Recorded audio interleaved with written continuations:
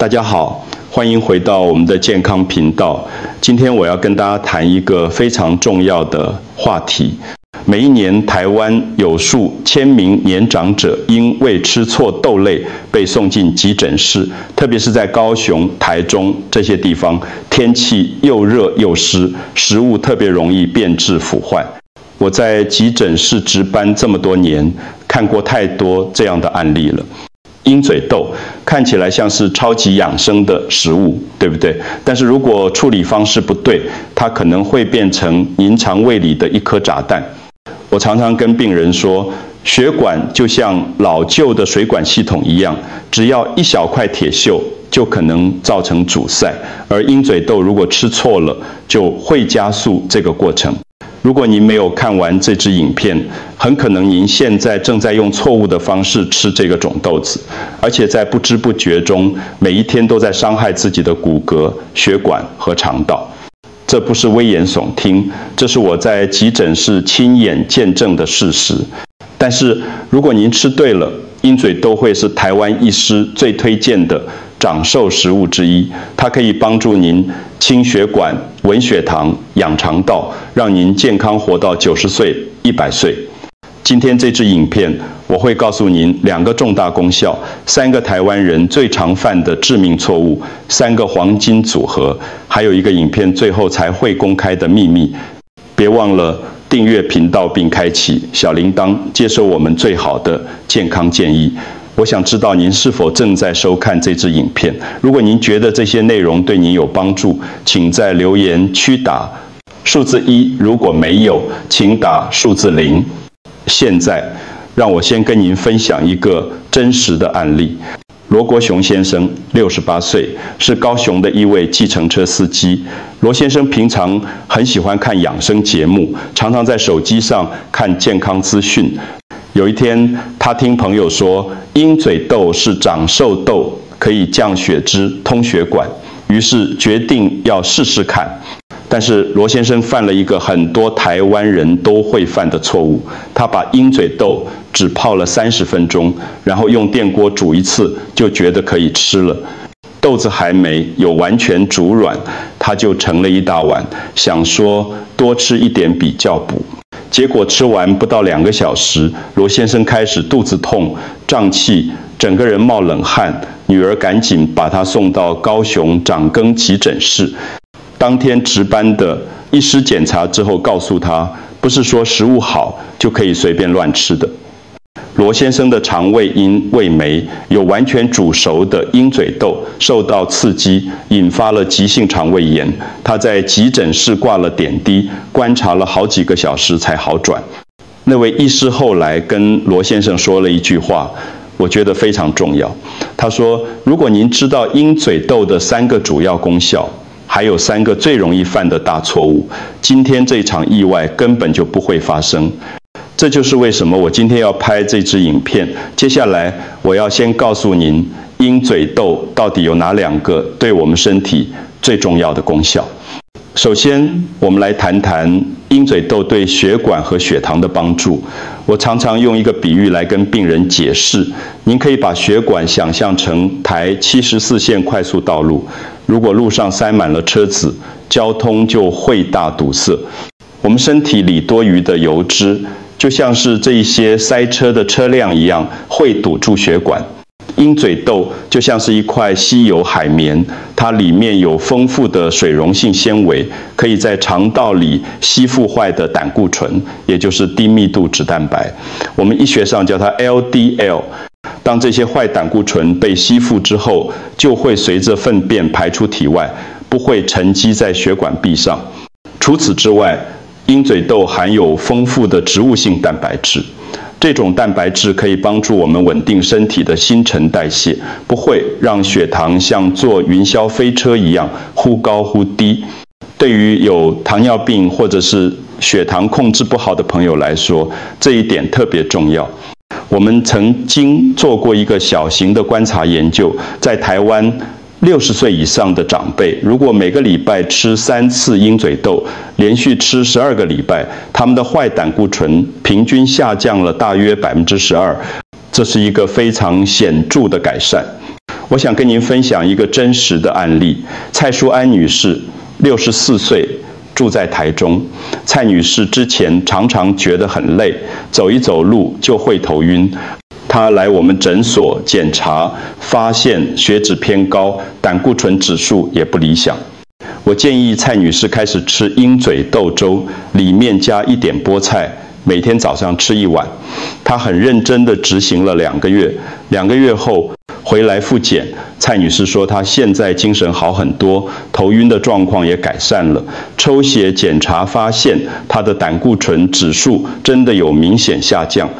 但是我要特别强调一点，鹰嘴豆不是神奇的药物，它是一个很好的辅助食物，特别适合有三高问题的朋友长期食用。但是如果您的病情比较严重，还是要配合医师的治疗，不能只靠吃鹰嘴豆就想要完全康复。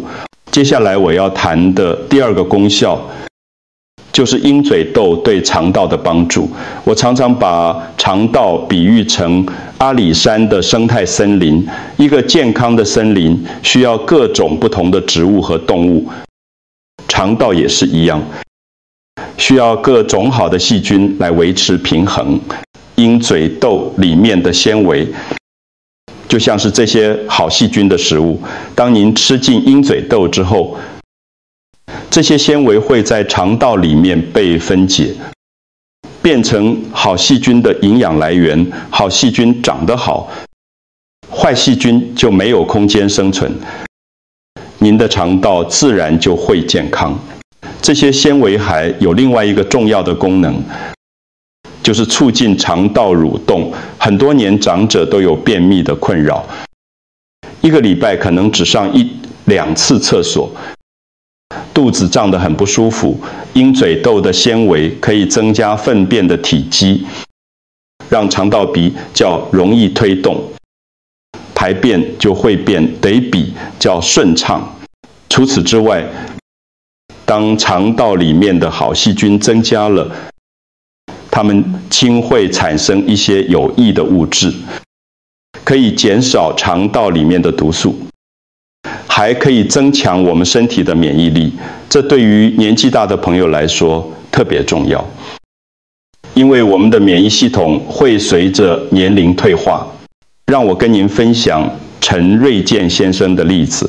陈先生70岁，住在新北市，他被便秘困扰了很多年，常常要吃软便剂才能上厕所，长期依赖药物。他也很担心会不会有副作用。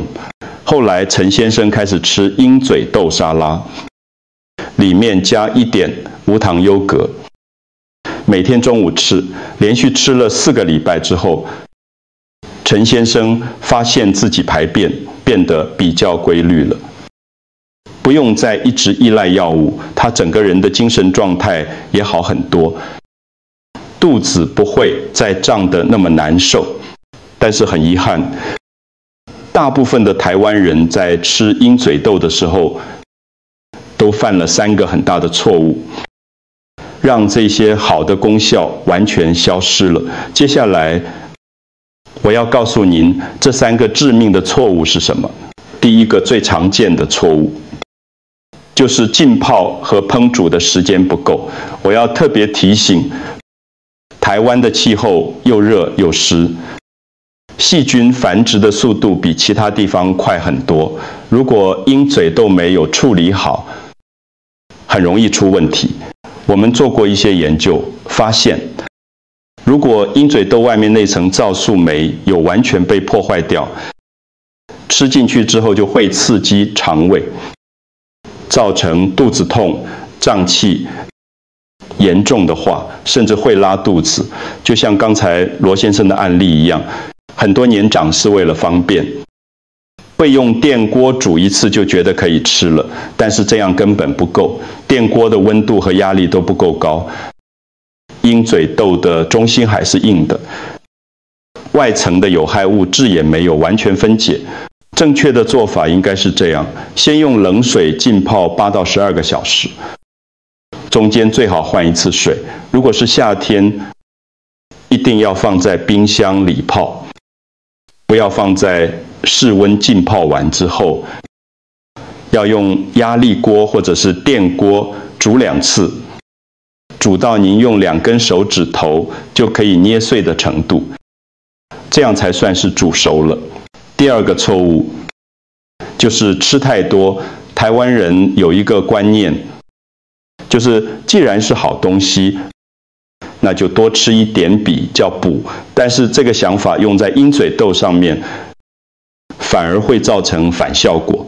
我要跟您说明一下，鹰嘴豆虽然很健康，但是它的蛋白质含量很高。如果您吃太多，会增加肾脏的负担，特别是本来肾功能就不太好的朋友，更要小心控制分量。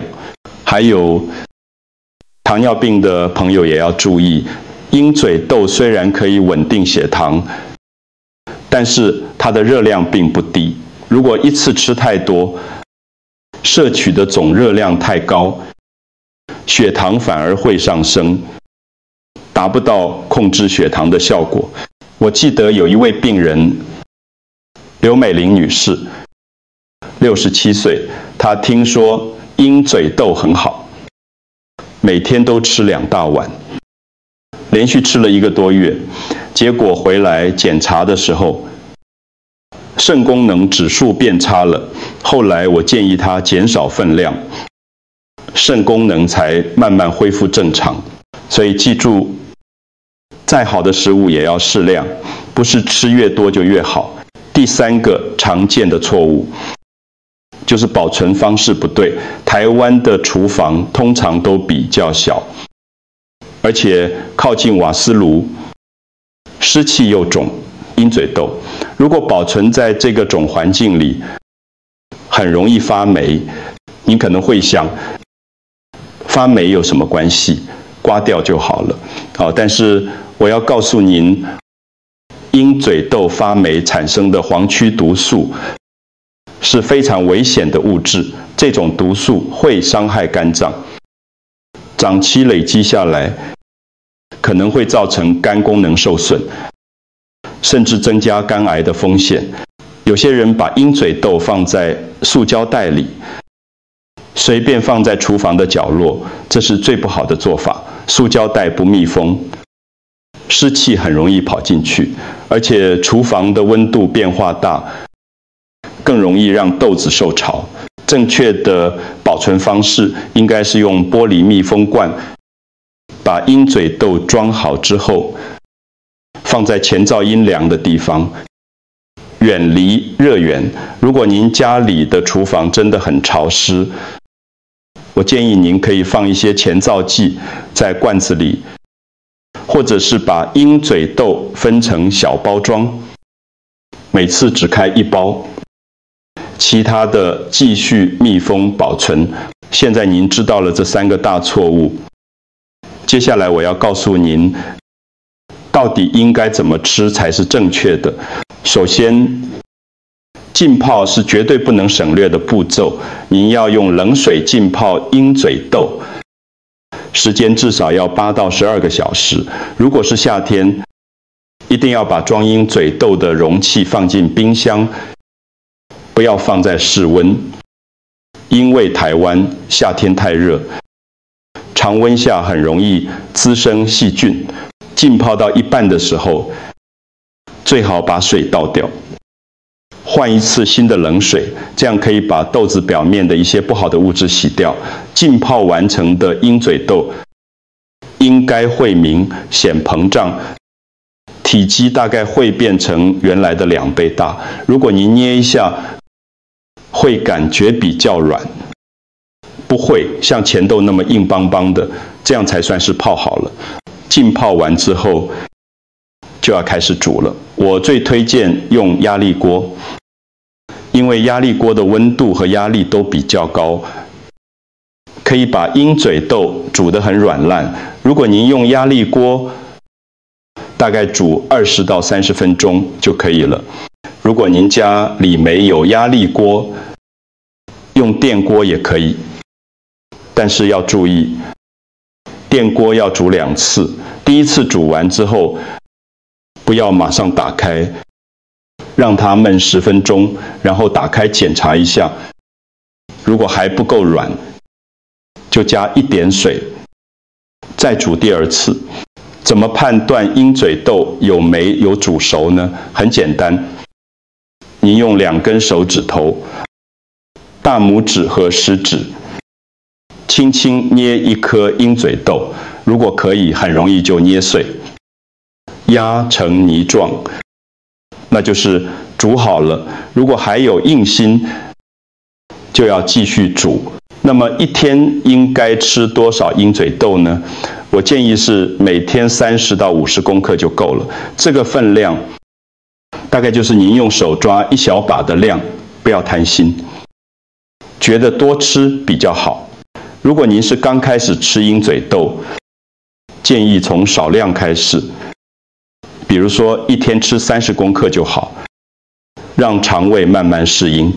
等到1-2个礼拜之后，如果没有什么不舒服的感觉，再慢慢增加到50公克。特别是有肾脏问题或者是肠胃比较敏感的朋友，更要控制好分量，不要因为听说鹰嘴豆很好，就一次吃太多，反而造成身体的负担。最后，我要教您2道最简单、最适合台湾人的鹰嘴豆料理。第一道是台式鹰嘴豆粥，把煮好的鹰嘴豆加进白粥里，再加一点地瓜或者是南瓜，煮到软烂，这样就是一碗很营养的早餐，适合牙口不好的长辈。第2道是鹰嘴豆菠菜沙拉，把煮好的鹰嘴豆放凉，加上烫过的菠菜，淋1点麻油，撒1点盐，搅拌均匀就可以吃了。这道菜很适合当午餐或晚餐的配菜，清爽又健康。这2道料理都很简单，您在家里就可以轻松做出来。现在我要告诉您3个黄金组合，可以让鹰嘴豆的效果发挥到最大。第一个组合是鹰嘴豆加黑芝麻。我常常跟病人说，骨头就像房子的结构一样，需要水泥和钢筋。鹰嘴豆提供了蛋白质，就像是钢筋；黑芝麻提供了钙质，就像是水泥。2个加在一起，可以让骨骼变得更强壮。我有一位病人，张女士，住在嘉义，65岁，她之前检查出来有骨质疏松的问题，医师建议她要多补充钙质。我建议张女士每天早上吃1碗鹰嘴豆粥，里面加2汤匙磨碎的黑芝麻粉。张女士很认真地执行了半年，半年后回来检查，骨密度有明显的改善。她说现在走路比较有力气，也比较不会腰酸背痛了。第2个组合是鹰嘴豆加菠菜，这个组合对于血液循环特别好。菠菜含有丰富的铁质，可以帮助造血；鹰嘴豆含有维生素 C， 可以帮助铁质吸收。2个一起吃，效果会加倍。很多年，长者都有手脚冰冷的问题，特别是冬天的时候，手脚常常冰得像冰块一样，这通常是因为血液循环不好，血液没有办法顺利送到手脚末端。马先生73岁，住在台北，他之前常常觉得头晕，走路走一下就要休息。后来我建议他每个礼拜吃3次鹰嘴豆菠菜沙拉，持续了2个月。马先生说，现在头晕的情况好很多了，去市场买菜也不用走一下就坐下来休息。他的女儿还跟我说，马先生现在手脚也比较温暖了，不会像以前那样一直冰冰的。第3个组合是鹰嘴豆加无糖优格，这个组合对于肠道健康特别有帮助。优格里面有益生菌，可以增加肠道里面的好细菌。鹰嘴豆的纤维是益生菌的食物，可以帮助益生菌生长，2个一起吃，可以让肠道的卫生态系统恢复平衡。李女士69岁，住在桃园，她被便秘困扰了很多年，常常1个礼拜只上1、2次厕所，肚子胀得很不舒服，晚上也睡不好。